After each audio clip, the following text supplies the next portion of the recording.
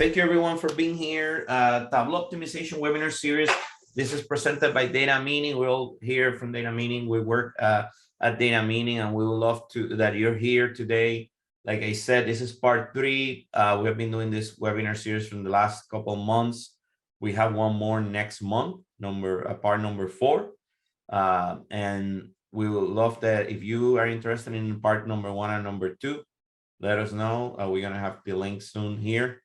And the agenda for today, we just wanted to go here real quick. So we are going to talk about dashboarding, and specifically, we're gonna talk about layout best practices. You know, how can you create titles, great titles to increase adoption? What are call-out numbers? Some people in the community, they call those bands. Michael Perlo, he's going to take you through some of the best ideas of how you can create containers, tags, and other things. He's going to show you from Tableau.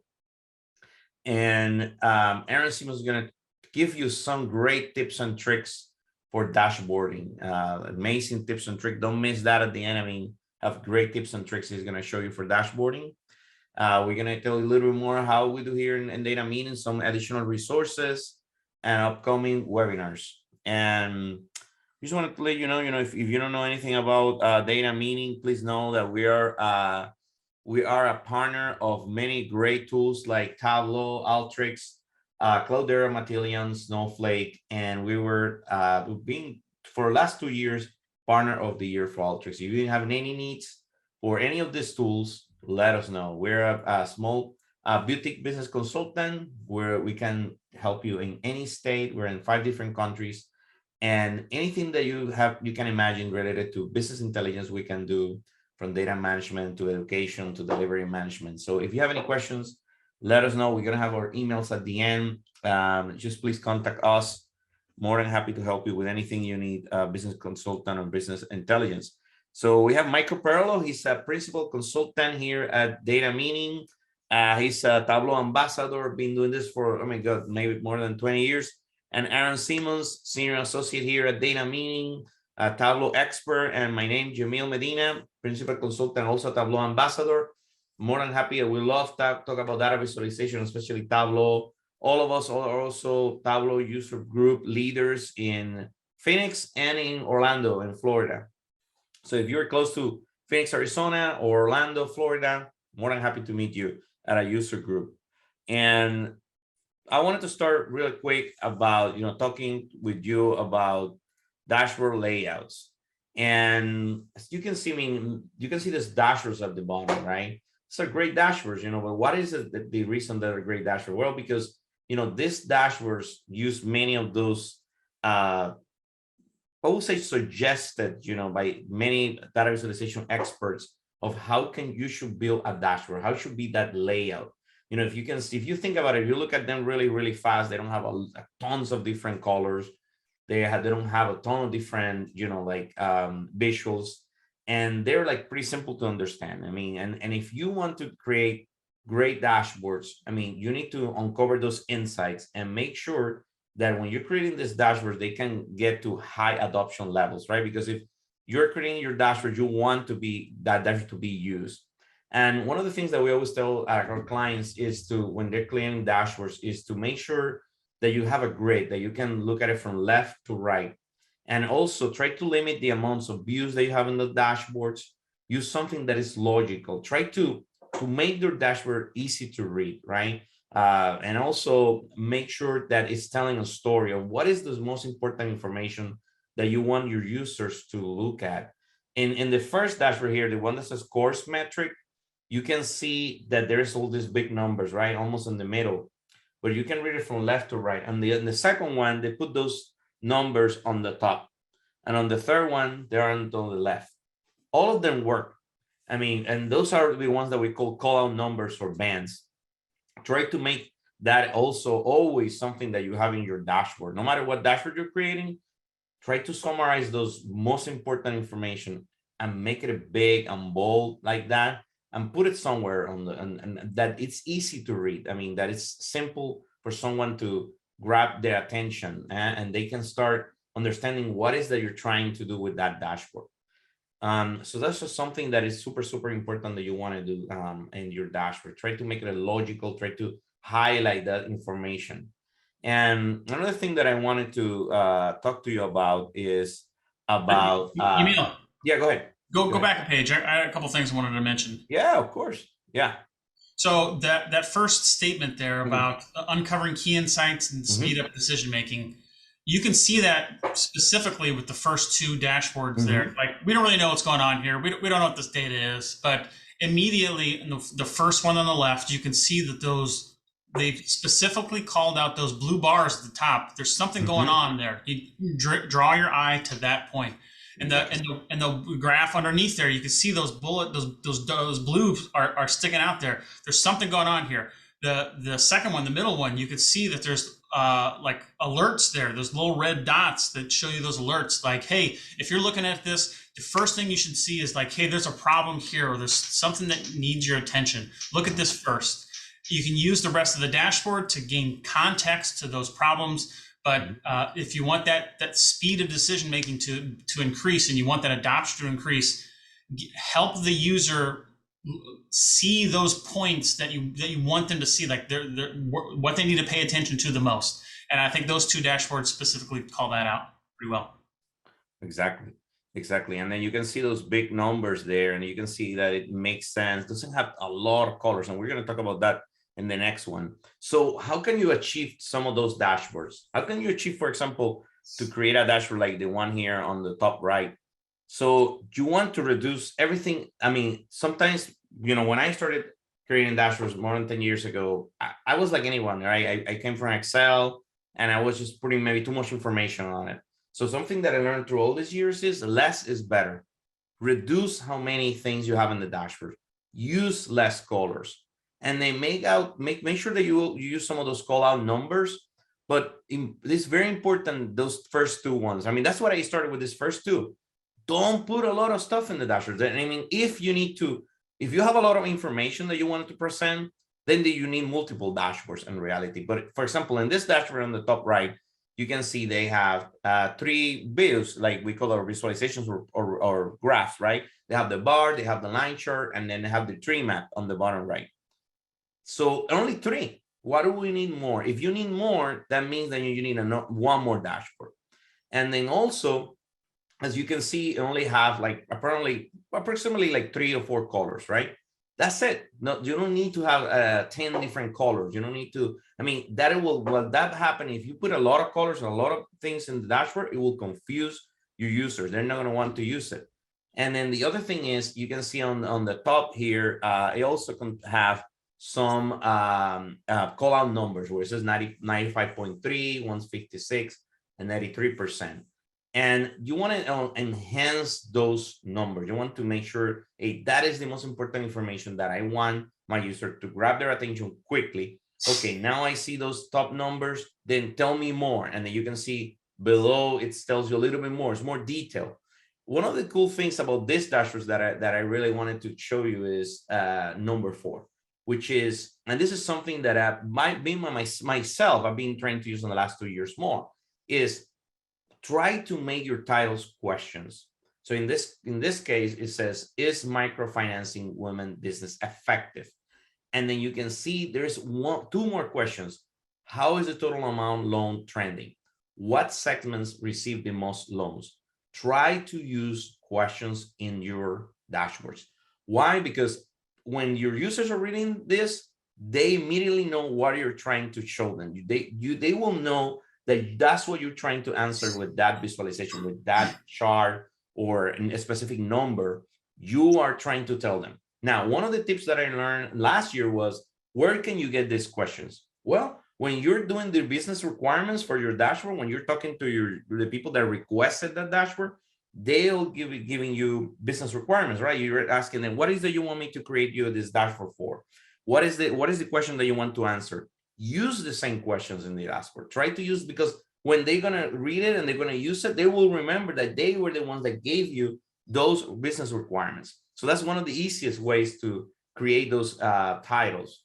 And then at the end, the most important thing is, honestly, is to take that dashboard or those wireframes that you're creating, and then talk to people, get their opinions, update as much as possible, take their perspective, because you have to do that on a cadence, right? Because business can change, things can change. So at least, I mean, twice a year, try to see if everybody's using the dashboards, anything that they need, get their opinion, and keep updating, test, apply, update.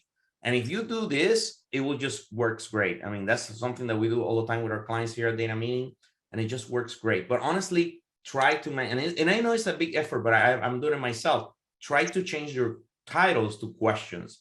And then finally, I wanted to show you one more thing. So Hold on, this Neil. is yeah, go ahead. I got a couple things here. I'm going to talk Yeah, about yeah. number 1 and number 5. Mm-hmm. Number 1, reducing color or clutter. How many dashboards and graphs have we seen where they have that line chart has every number on it, or that bar chart has every number on it, to giving you that exact number for each one of those specific data points? That is not helpful to try to gain any insights. Unless the business user says that is a requirement that we have to have this in there, then so be it. But if you don't need it, don't put it in there, because if you want to, like, there's that dip there in 2018 or right there in the middle. If you want to specifically tell a story and say, hey, here's what happened on that month or in that year, you can annotate that point or annotate that area within the dashboard. You don't have to put every single number in there. Give them some context rather than every single data point. Exactly. And then number 5, test, apply, and update. We talk about this on our 3 charts show every Wednesday at 3 p.m. is collaborating. We might design the best dashboards we've ever imagined, but then when you show it to the client and they're like, I don't understand this. This is too hard for our executives to comprehend. I need something else. Then you got to start over from the beginning again. Don't do that. As you iterate and you go through each of these processes and these graphs, and you're building a dashboard out, continue to get feedback, because the last thing you want to do is to put something that you are so proud of, that this gains so much insights for these people, and then they don't use it because they don't understand it, or they say, like, just redo it, it's simpler, and then you got to start from scratch again. So definitely collaborate with the people that have a stake in having this project go successfully. Yeah. No, that's absolutely right. I mean, that collaboration, it's super important. I mean, try to, early on, try to show your users, your prospective users, that the ones that ask you to create a dashboard, start showing them things. I mean, start, collaborating with them to understand if you are in the right track, but also that they are understanding, because at the end of the day, all you want is high adoption, right? You want your dashboard to be used. So if you collaborate with others, and also collaborate with other developers. If you're just the one creating the dashboard and there's other people in your team, just collaborate with them. And then now I wanted to show you one more thing. This is kind of like an exercise. So this is a dashboard that I myself created a couple of years ago, which was for email performance by campaign, trying to use some of the things that we just discussed. But if you think about it, one of the things that is really interesting is I didn't use that about the titles correctly. So I wanted to show you that this dashboard, I didn't use too many colors, right? Here we have like 4 colors. We have actually, we have the call out numbers here on the left top. And we have here approximately, like, honestly, 2 views, 2 charts, right? The bar charts with a line graph and the bar charts on the bottom. And that's it. I mean, very successful dashboard. I had a really high adoption with this dashboard. But if I will change it right now, I will change those titles. What else, Aaron, will you change? We're not seeing the dashboard you're talking about. Oh, sorry. I'm sorry. Sorry. There you go. Here it is. I'm sorry. Okay. So in this is the dashboard. I'm sorry again. As you can see, we have the call out numbers is called email performance by campaign. And we have here some of the elements that we were discussing in the previous slide. We have the call out numbers. We have only 2 views or 2 different graphs here. And we have also like around 4 colors and not a lot of information. We have really high adoption on this dashboard. And if you tell me, why will I change? I will change the titles, right? And I wanted to show you how a dashboard that is still being used, and it's something that I created a couple of years ago. I can still make it better. I can still, improve it. And this dashboard, like I said, I will change maybe the email performed by campaign. We'll say, for example, we could say how, I mean, what are the best campaigns, email performance by campaign, like what are the best campaigns in 2022, for example. And maybe the list could be what are our tops campaigns, and then that will be where it says all campaign list. And then if you change this to like something that makes sense, right, like that you're trying to make that question where when they're looking at it, they understand exactly what they're going to look at and what is trying to answer, that will make your life easier. And I wanted to show you how something that I created uses some of these elements, but also I can still improve it. I can still make it better. Anything else, Aaron, that you will change or improve? Yeah, how'd you know I had a comment? Yes, exactly. So I wanted to point out something minor that you didn't talk about, but is very impactful. In the upper right-hand corner, you have the question mark and the help and the calendar. When you hover on those things, it gives you more information. Or if you click on it, it takes you to another sheet. It's giving context without it cluttering up your dashboard. Exactly. If I was teaching a class at a local college this morning, and one of the dashboards had a how to read this chart, and it wasn't on there, it was under the question mark. So you hover on that question mark and it showed you a picture of what the graph was underneath, and it showed you exactly how to read that. So giving people context so they always know how to read it, and they're not reaching out to you and say, hey, I don't get it, or hey, this doesn't make any sense. You give them that context without cluttering up your dashboard. So that was a good use of using that here when you made that. Exactly. And then when you're trying to tell a story, in this one, for example, one of the things that I wanted to show you is this is what we're trying to do here when we had this requirements. So you sent this many emails, 4.13 million, right? But then this many, 82.75 got bounced back. So that's a minus, right? And then you got not open emails, 8.755 million, because they were not open. That's a negative. And then this were open, 5,290, right? That's what open. That's what is blue. Then another one, open it, not click emails. That's what is a negative. So how many did really were click through emails? So this is the total. So in here, the actual dashboard is doing the math for the user. So how many were click through emails? This is it, 2.42.98. But you sent 4.13 million emails. So just to give you an idea, in this specific campaign on top, which was the highest, that's how you do the math. That's how you read the dashboard. Simple. It have to be simple. It have to be something that the user can understand. And if they can understand it, you can explain it, but you can explain it in a simple way that they can use it. Cannot be super complicated because it's not, people are not going to follow it. They're just not going to use it. You want to make something simple. In this specific dashboard, when you click on any of these campaigns, it's interactive. Everything on top will change. And also the graph here on the right top will change. So like Aaron said, no clutter. We don't need any more information. Anything else, Aaron, you want to say? Yeah, even having that interactive ability makes it cleaner, so that you don't have to have a place to put on your dashboard, a place to put all your filters. Exactly. Don't have a campaign filter and let you select it, and then have an opened and a resolved, whatever. If you just make the dashboard interactive, you don't even need to take up space on your dashboard for those filters. And this tells a good story of you went from left to right of how you're supposed to read this.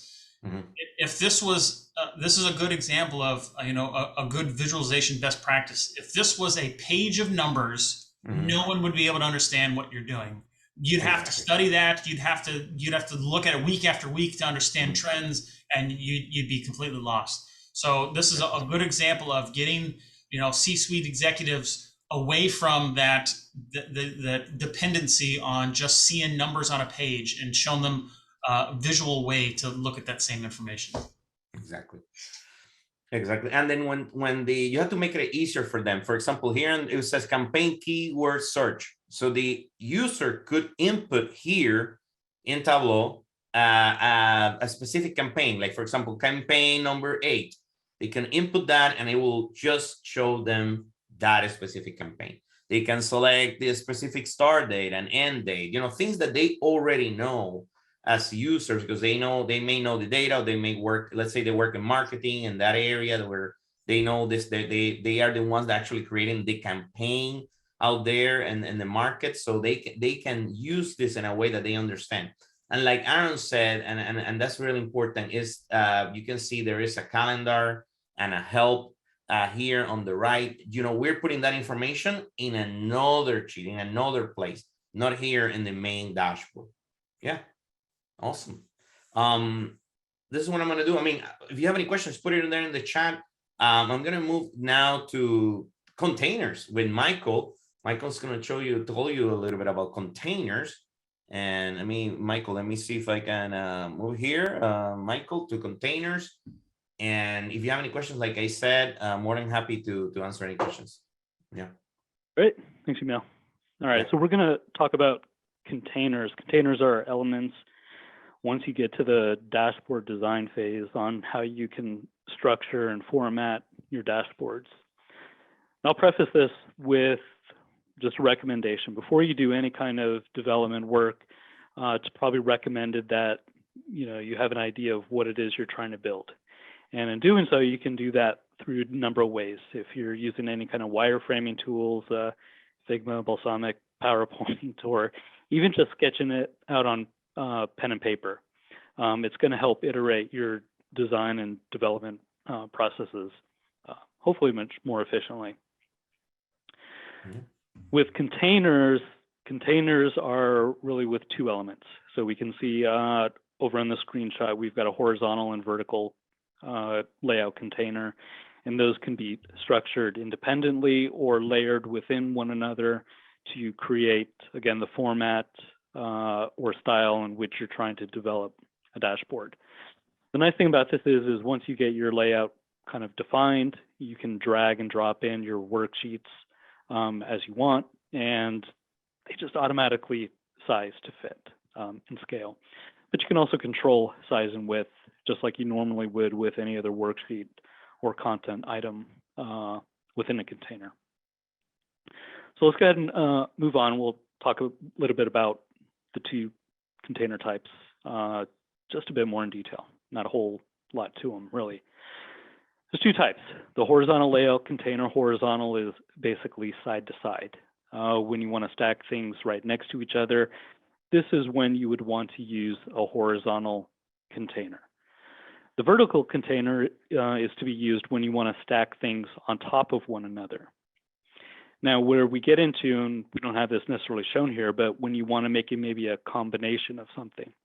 So let's say you have maybe a dashboard where you want to have 3 tall by 2 wide. This is where you can create a hierarchy of containers and demonstrate, well, I want to create a vertical container, lop in 3 content items, throw in a horizontal container maybe next to that, and then layer in side by side maybe another 2 charts, if you will. So containers are pretty flexible in the way that you can structure them.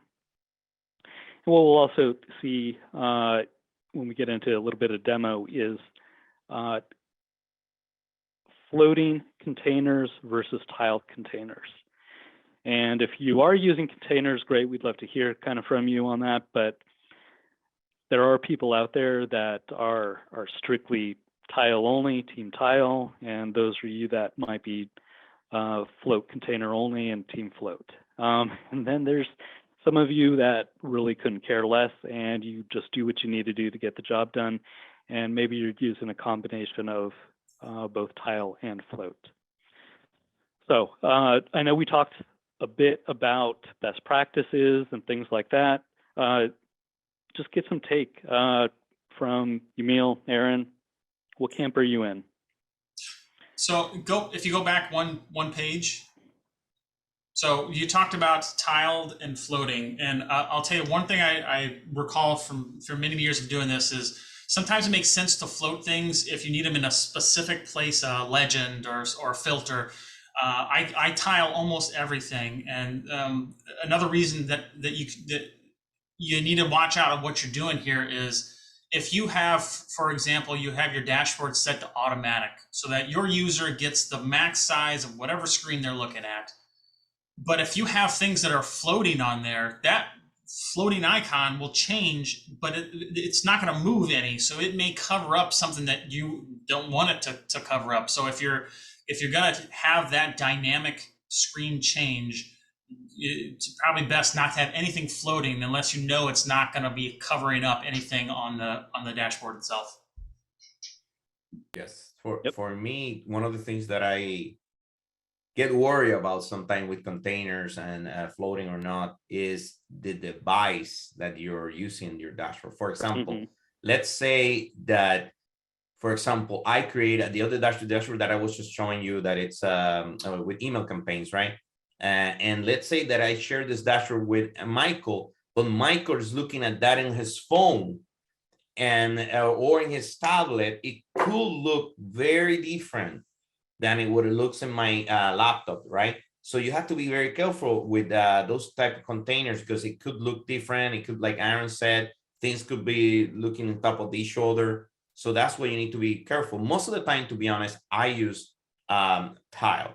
So I tile everything on the dashboard. That's my most common way to do most of the dashboards. And the reason is, seriously, is because of this experience, right? I've done both, and usually the tile is just makes my life easier. That's the reason. Yeah, and going into the next point that Michael's going to make, if you have things inside of a container, you can evenly space them out. If you have that floating, you have to adjust the size and see how many pixels, and it takes a lot of manual effort. But if it's inside a container and you space it out evenly inside that container, you know it's going to be the exact same size and consistent through all your dashboards. Yep. Perfect. And we'll get into what some of these look like in the demo in a moment. One of the nice things with containers, again, whether you have them stacked vertically or side by side horizontally, if you want to make sure that you distribute things evenly, I don't want to say this is a relatively new feature. It's been here a little while now, but this is nice. If you select the layout container, you can actually distribute the content evenly. Again, whether it's stacked or laid horizontal. Prior to that, like Aaron was saying, you'd have to kind of fudge some things and, either eyeball it or, use some little advanced formatting techniques. And we'll kind of get into what that looks like. It can be a pain, but this is a nice way to make sure that each of your segments within a container are evenly distributed. Nice little thing. All right, next one. Probably the most useful feature that we've seen out of containers now added in 2019 is the ability to show and hide. Now, the show and hide is great for legends and maybe call outs or filters or things that take up space, valuable real estate that you don't necessarily want to show. This is also a great way to kind of swap in and out different types of dashboards. So maybe if you have something to say, well, I want to see the data, maybe you show a crosstab of information, text table, right? And maybe if you selected the other button, once it's flipped, maybe you have something where you're seeing a visual, maybe a line chart, bar chart, not so much. We also see this for those of you that kind of like the light mode, dark mode, right? This is a way for you to expose kind of like a dark mode theme versus a light mode theme. You toggle that container with either a background image or kind of the coloring of that accordingly. So there are tons and tons of use cases for using filter or containers. We'll give you a couple resources at the end of the deck here where you can explore those, but by no means is this exhaustive. Containers do take a little getting used to, even after using Tableau forever with this. Sometimes they can be finicky, putting content in and out the way you want to lay things organizationally. So I'll just lay that out there for you. But we'll get to the next slide, and I think we'll probably jump into some demos. So there's the resources. I'm going to go ahead and start sharing, and we'll dive into what this looks like in Tableau. Okay, let me know if we're able to see my screen. Should be seeing Tableau. All right. So what we're looking at here is basically a scaled down version of one of the demos in Tableau. And the way that we're looking at this is a float approach. And just for reference, what we saw earlier, your layout containers are going to be located on the dashboard tab. So once you get all your worksheets done, you're ready to create your dashboards, this is where you're going to start to construct what you want this layout to look like. Again, you've got your horizontal and your vertical containers, and those could be layered and structured on the page as you see fit. By default, all of these demos or samples that Tableau provides are kind of built in a tiled format. So what I did ahead of time, I just went through and I essentially floated them. So let's take a look at some of these containers. What I have selected right now, actually, let's flip over to the layout tab so you can kind of see better. If you haven't visited the layout tab much or at all, this gives you some information about how to construct the elements of the dashboard. So with this, we can see that the option to show the title is there, and that's great. If we want to hide that, we can move that. This right now is layered in kind of as a tiled element, but we could certainly float that, and we'll go ahead and kind of do an undo and get it back to state. This is by itself just a single element. We could see that right here as we select on these. You can see on my left-hand side under the item hierarchy how it's highlighting which is which. So I'm on the sales by product. I click over here to the left, and now I'm on sales by segment, right? This is all encapsulated in this horizontal layout container. By selecting this, you can now see that my outline turns a little bit lighter shade of blue. So let me click on just the element itself. You get the standard where you can drag these, move these in and out, and my elements here. This is a gray outline. What this is telling me, it's not really encompassing a true container. It's just an element living on my dashboard. The same thing over here, gray outline with my handle. Now, if I double click on one of these, what it will do is automatically encapsulate in my container. I didn't have to necessarily come over to my item hierarchy and click that. So great convenient way. Now that I'm selected on the actual container itself, I do see that I pulled in a horizontal container. That's great, side by side, right? Now what I could do is click on the little caret, the drop-down arrow, and see the options. I do see that this is floating. And what that means is now I can actually grab the container and I can start to move it anywhere on the screen. And this is where things might get a little uncomfortable looking at things. We can see that, you know, I've got another dashboard element, which is now basically overlapping mine. Not a very good use of viewing things. Now, if I wanted to be a little bit more constructive with positioning, I do have that ability only in a floating container scenario where I can actually modify things. So if I wanted to maybe move the x-axis down a little bit, I could do that. If I want to do the y position and I want to go down a little bit, I can do that. I'm going to go ahead and just drag this into place just a little bit. And if I want to be, again, a little bit more precise, I want this moved over, and I want this to be, let's say, 975. I think we're good.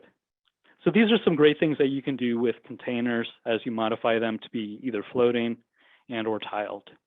All right, the same thing applies here. I'm going to double click on this. We could see that there's two elements, and basically they live side by side. If I want to make this legend a lot bigger and make the map smaller, I have that capability, and as you can see, it auto resizes just great. One of the things that we saw in the slide earlier is, well, what if I wanted to make sure that these two elements were evenly distributed side by side? Well, I could go ahead and double click, make sure I've got the layout container selected here, and come in and do distribute contents evenly. And when I do that, it's going to make sure that my right and left items within the container itself are in fact evenly distributed. And we can see that. We can see what when we click on it, we can actually see, okay, it's 487. We can look over here, it's 488. It's pretty close, right? It's not going to necessarily do things in decimal, so we don't get that option. This is float. Everything on here is floated and well positioned. Now, if we go over to the same thing, look at this. This is all in a tiled approach. And by tiled means we've got everything pretty much in a fixed fashion. There's nothing overlapping. Same thing here. We don't need to get into things too much, but if I wanted to evenly distribute these two content items, I can come in, select the layout container, distribute those content items evenly, and Tableau takes care of that. Now notice, when you do distribute content evenly, you cannot resize things. So if you're ever in a position where you do want to make sure that, hey, I can want to drag this over, maybe I need a little bit more real estate. If you find that you're not able to resize, chances are you probably have things set where it's distributing evenly. Now, when I unselect that, now I'm able to resize accordingly. So just a pro tip, if you do run into that, that's probably what's going on. You're not able to resize in those scenarios. Hey, Michael. Yep. One tip here is if it's like too wide and you've got it spaced out evenly and you want to make it smaller but still can have it evenly distributed, you can take a blank object and you can place it on either side, and then you can continue to have that. Yeah, you got it. Like if you want it a little smaller, you can do that.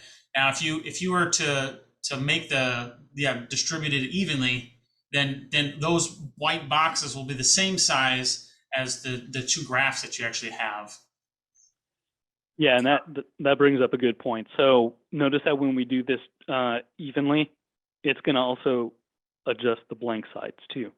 Now, if you did want to make sure that these were even, but maybe have these, just a little bit of a buffer here and a buffer there, there's a couple of scenarios in which you can do that. You can bring in another horizontal container and kind of lay that next to it so it lives independently and resize those accordingly. Or using the new formatting features, you can actually add in some outer padding. So let's do that. Actually, I've got that other one. And if I only wanted to isolate on that left-hand side, I don't want everything necessarily even. So I'm going to go crazy and do like a 250 buffer. And so that'll also kind of give me the same effect as if I were to drag and drop a blank item in there. So I've got a lot of control now with, even more granular level of formatting. So I know we're not kind of talking about containers here, but these are very powerful. Padding, inner, outer, borders, positioning, those are all still part of what you can do and highlight. Good call out. All right. Let's go over to the show and hide. We'll show a few of those, and then I'll kind of wrap up the container stuff. Containers are also useful in the newer feature with show and hide. Again, we talked a little bit about some of the use cases. If you want to show and hide maybe your legends or parameters and filters, or even just swap in and out different chart types or themes, light versus dark theme. I've got basically a duplication of all three dashboards here, just so you kind of see what's going on.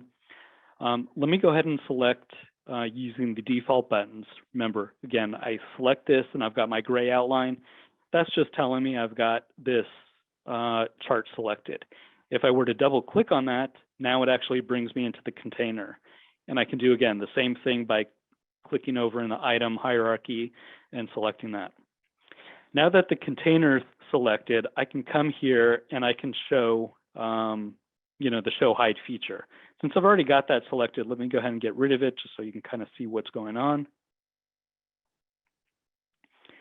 I come down here and I've got this add show hide button. This is what the show hide button looks like by default. In Tableau Desktop, if you're in this mode, in order to activate the button, hold down your Alt key, or if you're on a Mac, just do accordingly, I think Command, and click. And that's going to show and hide your element. So Pretty ingenious way of making this happen, right? You got your X, you got your hamburger menu to show things. If you wanted to customize things a little bit more, I'm going to go ahead and double click on that little X, which is the button, and that shows you the edit button option. Alternatively, I can come in through the caret and I can just choose edit button, and I've got this option. And what it's doing, it gives me a bunch of options. It says, you know, dashboard item to show or hide. This is showing the sales forecast. And you can see that I've got a bunch of other elements on the screen that could be shown or hidden. This is using the default buttons. So again, the close, the X versus the hamburger, the open. And I can customize these. I can choose my own button image, which we'll see up at the top in a moment, or I can change this to text, which we actually have over here, and I'll show you. We can actually do some bordering, do a little bit of background shapes, tool tips, right? May want to close. So as I hover over, now I can see the word close in there. Let's go ahead and look at this one over here, which is more of a customized text label. Same element, right? We're going to show and hide the button. That's going to now bring me to the page where I can actually edit the button. And instead of the image, I've selected text. When I'm selected here on this item shown, which is on the left, I can tell Tableau, okay, I want you to label this as show me. Also, what's great about this is you can actually encode Unicode items in here from character map or something in there if you know your little alt code shortcut keys. Up and down arrows, happy faces, whatever those elements might be, those show great. And we've seen some of those actually used as icons before. So I did want to show that you can actually plug those in and those work great. All right, and then I've got this again, let's do show me just so you can see. As I hover over, you can see now it does highlight the show me. I'm going to hold down the Alt and click, and now I've hidden. So I do kind of have these reversed, which may or may not make sense, but you get the point. So very flexible here. This one is actually using a custom image, which you can create on your own using Figma, Canva, PowerPoint, or go out to maybe one of the icon sites, Flat Icon, Icons 8. We've got a lot of great resources there too. Same thing. This would be an image button, but instead of using the default, I went ahead and selected my hide me option to hide. Now when I want it to show the hidden one, I can click over here and then choose the option show me. And that'll give me my custom buttons. So let's go ahead and hold down the Alt and click again. And that will do the same effect, hide and show. So some great use cases for using containers, again, structure, design, formatting, using elements for showing and hiding features, and there's so many more. So again, this is not an exhaustive list. By all means, you know, explore what you can do with containers. Sometimes they can be frustrating, a little bit hard to get the handle on, but once you master those and how you can drag in items, resize them, very, very useful. Michael, I had two things for you. One, I like that when you click on that hide, currently it's kind of grayed out, right? And then when you want to like that, so it's not super eye catching, but it's there so people know it. And then when you click it to hide it, it's a darker color so that people can see it. It stands out more. And I know you did that in Figma or one of those other programs where you can change those buttons. Yeah. So I thought that was a good trick you had there. Yeah, so you can do that, again, using your own custom application, Figma, PowerPoint, whatever you want to do to create your buttons. Or within here, if you wanted to be a little bit more selective, you do have this background. So if I did want the show me maybe to be a little bit lighter gray, not so distracting, I could choose that background, leave that as the lighter gray. And now the darker gray is still that default when I hide. If I want to go ahead and come in and when the hide me is selected, if I just totally want to change the color or the border shape or anything like that, some opacity, it's pretty customizable You got a lot of options here. So, That's nice. So, Good stuff. Michael, I wanted to ask you, we have a question from Diego Diaz Loyo. He said, how can we improve the visualization sizes apparently for different screen sizes? So what can you recommend for different screen sizes? Yeah, so I think both you and Aaron talked a little bit about that. But when we flip back over to the dashboard, Diego, that's a great question. So here's my opinion on the matter. You don't want too many variations of screen size. Usually what you'll want to do is standardize on a dashboard size, maybe for your organization. Maybe some, people like yourself where you're developing, maybe you're lucky enough and you've got these huge ultra wide monitors. I've got a pretty decent size ultra wide. So for me, this looks fairly small. Now I've got a lot more room that I could actually scale this up to, maybe double the amount, 2,400 pixels or so. But that's not going to work for everybody, depending on their screen size. Maybe they've got an older monitor or something, even older where it's more square shaped. Find the common denominator and usually stick with that. Now, when we talk about overall different layouts, you can come in and you can add in different types. So maybe I want my desktop and I can, allocate that to maybe a default size, 1920 by 1080, and that's great. Maybe I come in here and add another element where I want like a phone layout. And the great thing about the layouts is you don't have to necessarily conform to what you were looking at in the previous iteration. So on the desktop, on the default, I've got, some options. On the desktop view, maybe that doesn't make sense. Maybe I want it to be more of a tablet view. Sorry, let me go ahead and change that, add a tablet view.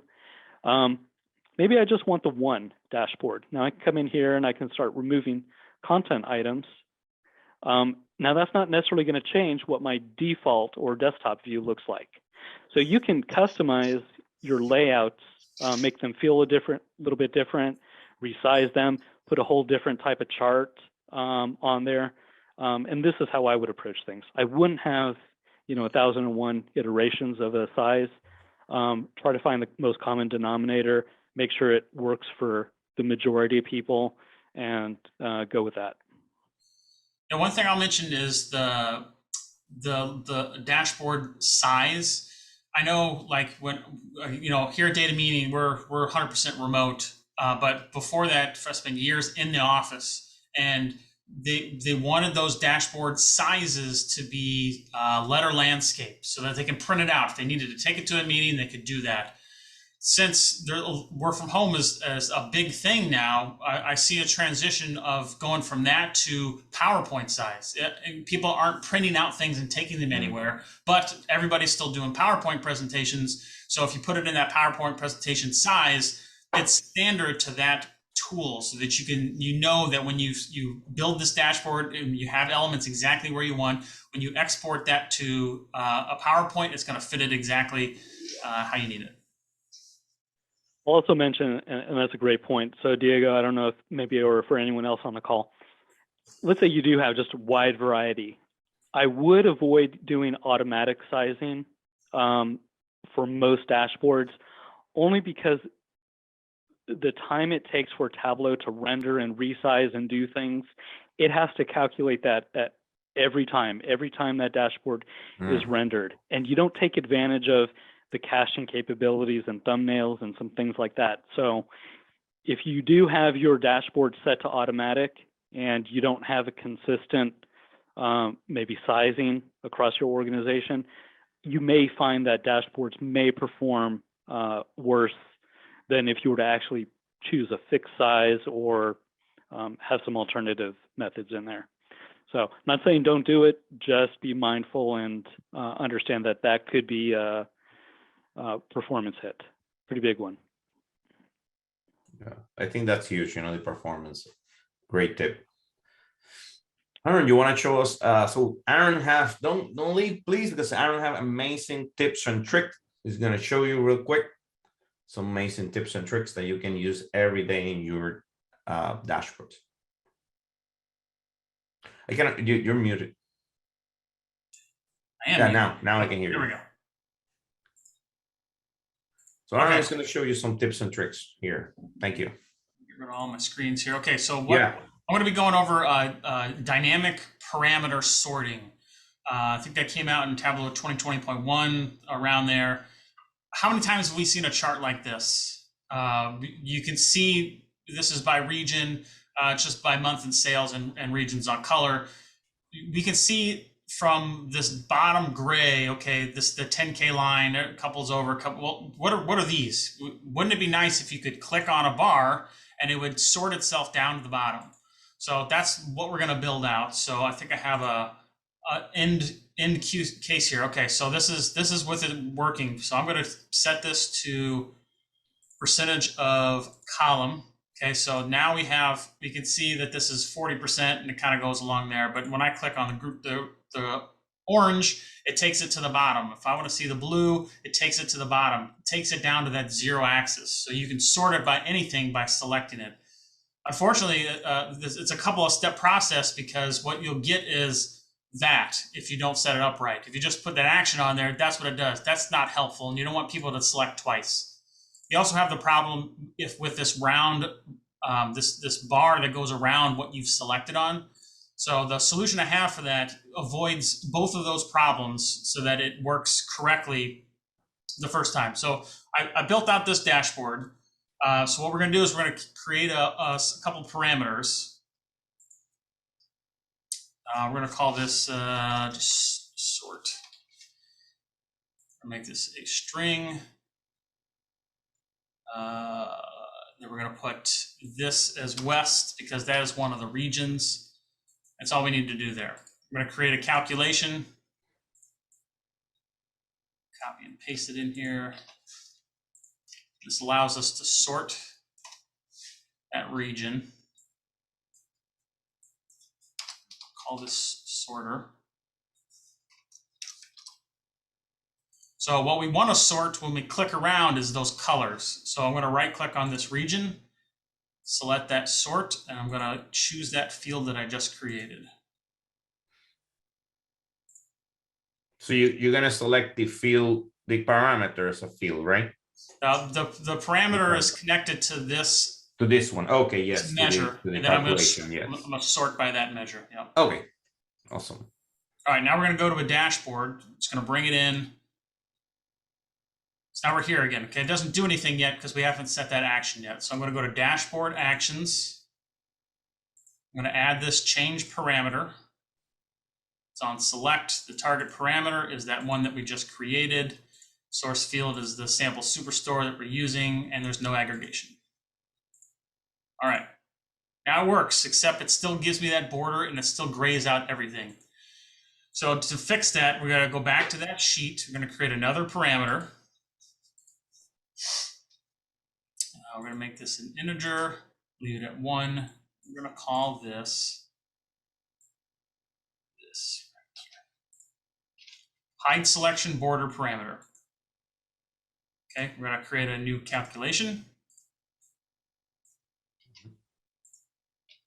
If anybody have any questions, put it in the chat. But you'll see when it's done. It looks great. Oh, yeah, and even after the show, you'll be able to come back and watch how I built this.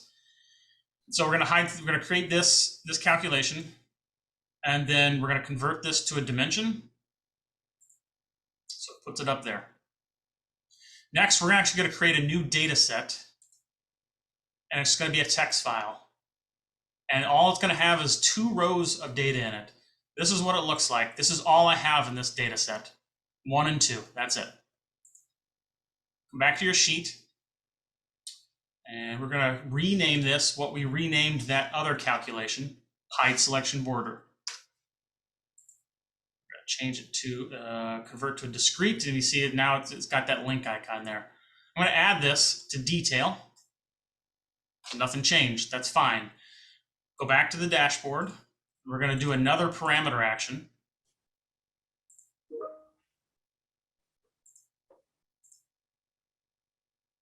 We have it on select. That target parameter is that hide selection border parameter. The source is that 2 rows data set. Aggregation is none. Okay and okay. There you go. So basically what it's doing is it's swapping that from that other data source, it's swapping from 1 to 2, and it's applying it to everything on the sheet. So it's basically a new sheet that you're looking at, a new selection. So that selection that I make, that border goes away, and that grade highlight goes away as well. Yeah. That's it. This is great to show, as you can see, because it's when you have this type of charts, it's maybe hard to see the bars, right? Like if you have it without this, all of this that you created, it's hard to understand, okay, are the orange, which one is the highest, but now because they're going down, now it's easier to see, and you can have all of them in the same place. Yeah. Yep, they all start at that 0 line. In the 0 line, yes. Really cool. That's it. Excellent.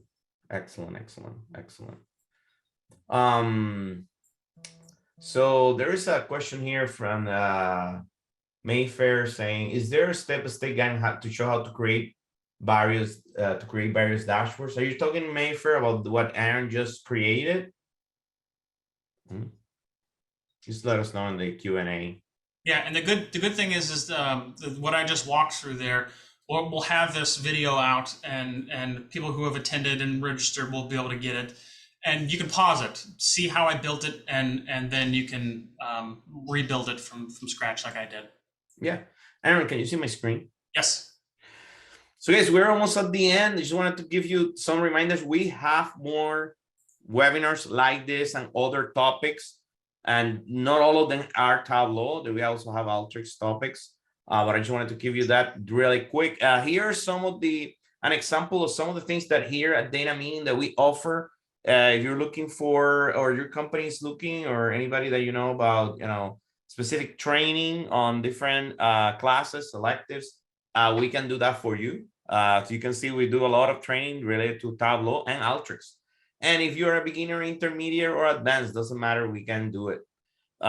This is some of the announcements. Please don't leave so I can show you some of these great announcements.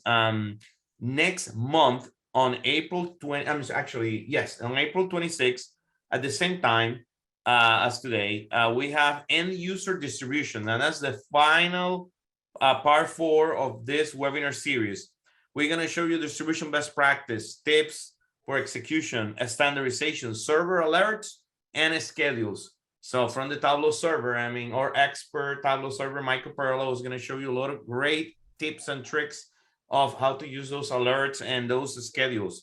And other upcoming webinars, tomorrow we have a very great webinar called What is Data Lineage and Why are Business Suddenly Waking Up on it?